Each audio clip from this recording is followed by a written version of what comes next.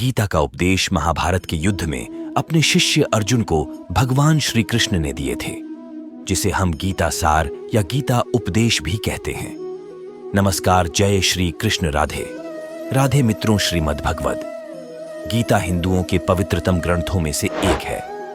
महाभारत के अनुसार कुरुक्षेत्र युद्ध में ने गीता का संदेश अर्जुन को सुनाया था। यह महाभारत के भीष्म पर्व के अंतर्गत दिया गया एक उपनिषद है। भगवत गीता में एकेश्वरवाद, कर्म योग, ज्ञान योग, भक्ति योग की बहुत सुंदर ढंग से चर्चा हुई है। श्रीमद् भगवद गीता की पृष्ठभूमि महाभारत का युद्ध है। जिस प्रकार एक सामान्य मनुष्य अपने जीवन की समस्याओं में उलझकर किंकर्तव्य विमूढ़ हो जाता है और जीवन की समस्याओं से लड़ने की बजाय उससे भागने का मन बना लेता है, उसी प्रकार अर्जुन, जो महाभारत के महानायक थे, अपने सामने आने वाली समस्याओं से भयभीत होकर जीवन और क्षत्रिय धर्म से निराश हो गए थे। अर्जुन की तरह ही हम सभी कभी कभी अनिश्चय की स्थिति में या तो हताश हो जाते हैं और या फिर अपनी समस्याओं से विचलित होकर भाग खड़े होते हैं। आज 5000 साल से भी ज्यादा वक्त बीत गया है, लेकिन गीता के उपदेश आज भी हमारे जीवन में उतने ही प्रासंगिक हैं। तो आइए जानते हैं गीता सार। क्यों व्यर्थ की चिंता करते हो? किससे व्यर्थ डरते हो? कौन तुम्हें मार सकता है? आत्मा न पैदा होती है न मरती है। जो हुआ वह अच्छा हुआ, जो हो रहा है वह अच्छा हो रहा है, जो होगा वह भी अच्छा ही होगा। तुम भूत का पश्चाताप न करो, भविष्य की चिंता न करो। वर्तमान चल रहा है, तुम्हारा क्या गया? जो तुम रोते हो, तुम क्या लाए थे? जो तुमने खो दिया, तुमने क्या पैदा किया था?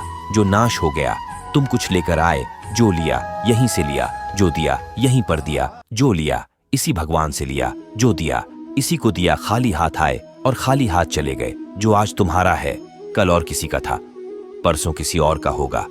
तुम इसे अपना समझकर मग्न हो रहे हो। बस यही प्रसन्नता तुम्हारे दुखों का कारण है। परिवर्तन संसार का नियम है। जिसे तुम मृत्यु समझते हो, वही तो जीवन है। एक क्षण में तुम करोड़ों के स्वामी बन जाते हो और दूसरे ही क्षण में तुम दरिद्र हो जाते हो। मेरा तेरा छोटा बड़ा अपना पराया मन से मिटा दो, फिर सब तुम्हारा है और तुम सबके हो। न यह शरीर तुम्हारा है, न तुम शरीर के हो। यह अग्नि, जल, वायु, पृथ्वी, आकाश से बना है और इसी में मिल जाएगा, परंतु आत्मा स्थिर है। फिर तुम क्या हो? तुम अपने आप को भगवान को अर्पित करो। यही सबसे उत्तम सहारा है जो इसके सहारे को जानता है। वह भय, चिंता, शोक से सर्वदा मुक्त है।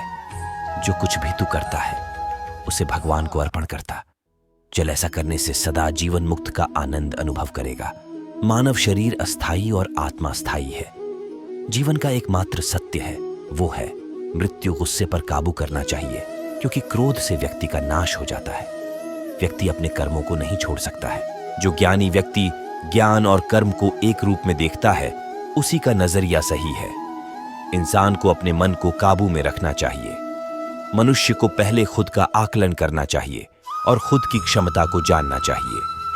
खुद पर पूरा भरोसा रखे और अपने लक्ष्य को पाने के लिए लगातार प्रयास करें। अच्छे कर्म करें और फल की इच्छा ना करें। मनुष्य की इंद्रियों का संयम ही कर्म और ज्ञान का निचोड़ डाच है। तनाव से दूर रहना चाहिए, क्योंकि तनाव इंसान को सफल होने से रोकता है। अपना काम को प्राथमिकता दें और इसे पहले करें।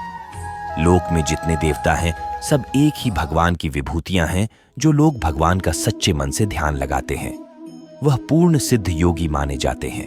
अपने काम को मन लगाकर करें और अपने काम में खुशी खोजें। किसी भी तरह की अधिकता इंसान के लिए बन सकती है। बड़ा खतरा दूसरे की भलाई पर ध्यान दे। सिर्फ अपना मतलब नहीं, साधे ईश्वर हमेशा मनुष्य का साथ देता है। संदेह की आदत इंसान के दुख का कारण बनती है। भगवत गीता से जुड़े कुछ प्रश्न जो लोगों के मन में अक्सर आते हैं। पहला प्रश्न, भगवत गीता का मुख्य संदेश क्या है? उत्तर, गीता सार का मुख्य संदेश में कर्तव्य, कर्म और त्याग के बारे बताया गया है। साथ ही ज्ञान, क्रिया और प्रेम पर भी काफी चर्चा की गई है। दूसरा प्रश्न, गीता सार में क्या लिखा है? उत्तर, महाभारत युद्ध में भगवान श्री कृष्ण ने अर्जुन को जो उपदेश दिया वह श्रीमद् भगवद गीता के नाम से प्रसिद्ध है और उसकी का संक्षिप्त सार गीता सार के नाम से जाना जाता है। तीसरा प्रश्न, भगवद गीता क्या सिखाती है? उत्तर, भगवद गीता हमें यह सिखाती है कि आत्मा अमर है, केवल शरीर मरता है। मृत्यु के समय आत्मा दूसरे शरीर में पुनर्जन्म लेती है, या जिन्होंने सच्ची शिक्षाओं को पूरी तरह से समझ लिया है, वो मोक्ष या निर्वाण प्राप्त करता है, यानी पुनर्जन्म से मुक्ति। चौथा प्रश्न, गीता का दूसरा नाम क्या है? उत्तर, गीता का दूसरा नाम गीतोपनिषद है। पांचवां प्रश्न, गीता पढ़ने से क्या फायदा होता है? उत्तर, नित्य गीता पढ़ने से मन सदैव शांत रहता है। हमारे सारे नकारात्मक प्रभाव नष्ट हो जाते हैं। सभी प्रकार की बुराइयों से दूरी स्वतः ही बनने लगती है।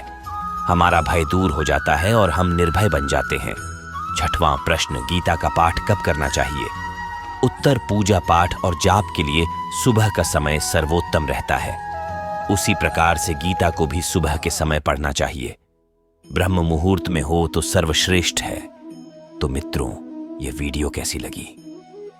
कमेंट में जरूर बताएं, और अगर आप भगवान श्री कृष्ण के भक्त हैं तो कमेंट में जय श्री कृष्ण जरूर लिखें।